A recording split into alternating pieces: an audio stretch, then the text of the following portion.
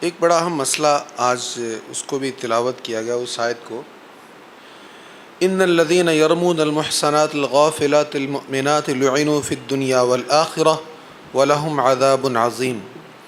بے شک جو لوگ پاک دامن بے خبر ایمان والی عورتوں پر بدکاری کی تہمت لگاتے ہیں ان پر دنیا اور آخرت میں لعنت کی گئی ہے اور ان کے لیے بہت بڑا عذاب ہے۔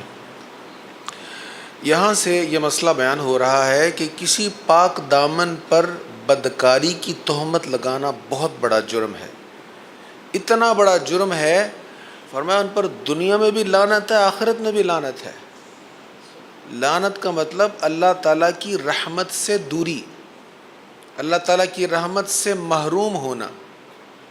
اب ہمارے ہاں یہ عام ہے کہ جس کا چال چلن ایسا نہیں ہے، اس کا ایسا نہیں ہے، ویسا نہیں ہے، اس کا مطلب یہ ہے، اس کا نتیجہ یہ ہے، اچھا اس کا یہ نتیجہ ہوگا، تو اپنے اندازے اور اپنے گمان کے بنیاد پر کسی پر تہمت لگا دینا کسی بھی پاک دامن پر، یہ بہت بڑا جرم ہے۔ اس سے پہلے کل ایک آیت تلاوت ہوئی، والذین یرمون المحصنات ثم لم یأتوا بأربعة شہداء فاجلدوہم 80 جلدۃ ولا تقبلوا لهم شہادۃ ابدا وأولئک هم الفاسقون۔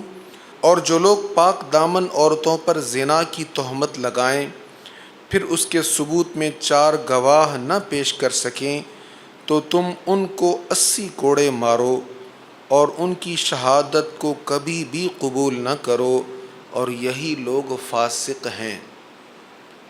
جو کسی پاک دامن عورت پر زنا کی تہمت لگاتا ہے اور پھر 4 گواہ پیش نہ کر سکے، اب اس کی سزا کیا؟ 80 کوڑے۔ اور میں 80 کوڑے یہ شرعی حد ہے، قرآن نے مقرر کر دی حد، اس کو 80 کوڑے مارے جائیں۔ صرف یہی سزا نہیں ہے، وَلَا تَقْبَلُوا لَهُمْ شَهَادَةً أَبَدًا، کبھی بھی کسی معاملے میں اس کی گواہی نہیں قبول کی جائے گی۔ یعنی وہ ہمارے ہاں پنجابی میں کہتے ہیں نا کہ یہ تک ککھا نالوں بھی ہولا ہو گیا۔ فرمایا اس کی حیثیت معاشرے میں یہ ہے کہ کسی بھی فیصلہ میں وہ گواہی دے تو وہ گواہی قبول کرنے کے لائق نہیں ہے کہ اس نے ماضی میں کسی پاک دامن پر زنا کی تہمت لگائی تھی۔ تو یہ ایک بڑا ہمارے معاشرے کا گمبھیر مسئلہ ہے، اور موجودہ صورتحال میں یہ جیسے سوشل میڈیا پھیل گیا اور مختلف یہ جو ایپس جو ہیں یہ بن گئی ہیں، اب اس میں کیا ہو رہا ہے، بس ہاتھ میں تصویر آنے کی دیر ہے، کسی خاتون کی تصویر ہاتھ میں آ گئی اور اس پر جو مرضی آپ کمنٹ کرتے رہیں، جو مرضی اس پر فحش گفتگو کرتے رہیں، جو مرضی اس پر آوازیں بھرتے رہیں، اور جو مرضی اس کو آپ ثابت کرتے رہیں۔ نیٹ جو ہے یہ آزاد ہے، اس نے آپ کو کھلی چھوٹ دی ہوئی، جو مرضی آپ کریں۔ تو یہاں تو بھئی آزادی ہے، اللہ کے یہاں تو پکڑ ہے، کتنا سخت حکم ہے، لعنوا فی الدنیا والآخرہ۔ پاک دامن عورتوں کی تصویروں پر غلط کمنٹ کرنے والے، ان پر الزام لگانے والے، ان کو زانیہ فاحشہ ثابت کرنے والوں، لعنوا فی الدنیا والآخرہ، دنیا اور آخرت میں لعنت ہے۔ یہ بہت بڑا سخت ہے اور بڑی سخت وعید ہے، اس لیے اس میں بڑی احتیاط کی ضرورت ہے۔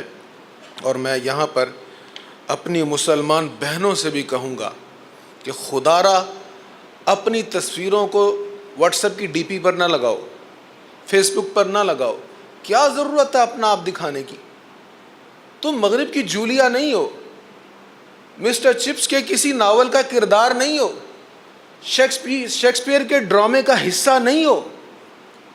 ارے تم سیدہ فاطمہ طیبہ طاہرہ سلام اللہ علیہا کی سیرت سے فیض لینے والی ہو، تمہیں اپنے مقام کا پتہ ہی نہیں ہے، تمہیں نہیں پتا کہ تمہاری وہ شان ہے، اگر تم پیک کرے شرم و حیا ہو تو جنت کی حوریں تمہارے نصیب پر ناز کرتی ہیں، تو تمہارے جلوے، تمہارا حسن، تمہاری شکل اتنی بے وقت نہیں ہے کہ ہر کوئی اس کو دیکھے اور اس پر کمنٹ کرے اور اس پر حیا سوز جملے کہے۔ تو میں اپنی مسلمان بہنوں سے کہوں گا، خدا را اپنی تصاویر کو یہاں پر سوشل میڈیا پر نہ لائیں، اور اس کے بازار میں آپ پر رچ بس کر مغرب کی تقلید نہ کریں، اپنے مقام کی پرواہ کریں۔ اور سیدہ فاطمہ طیبہ طاہرہ رضی اللہ تعالی عنہا اور صحابیات امہات المؤمنین، ان کے کردار سے اکتساب فیض کریں، دنیا بھی اچھی ہوگی، آخرت بھی اچھی ہوگی۔ یہ تو ایک اعمال کے اعتبار سے بات ہے، معاشرتی اعتبار سے جو نقصان ہو رہا ہے وہ بھی ہم سے پوشیدہ نہیں ہے۔ اچھے بھلے رشتے ٹوٹ رہے ہیں اس وجہ سے، نکاح ختم ہو رہے ہیں، طلاقیں ہو رہی ہیں، یہ سوشل میڈیا پر تصویروں کے غلط استعمال کی وجہ سے۔ لہٰذا اس معاملے میں بڑی احتیاط کی ضرورت ہے۔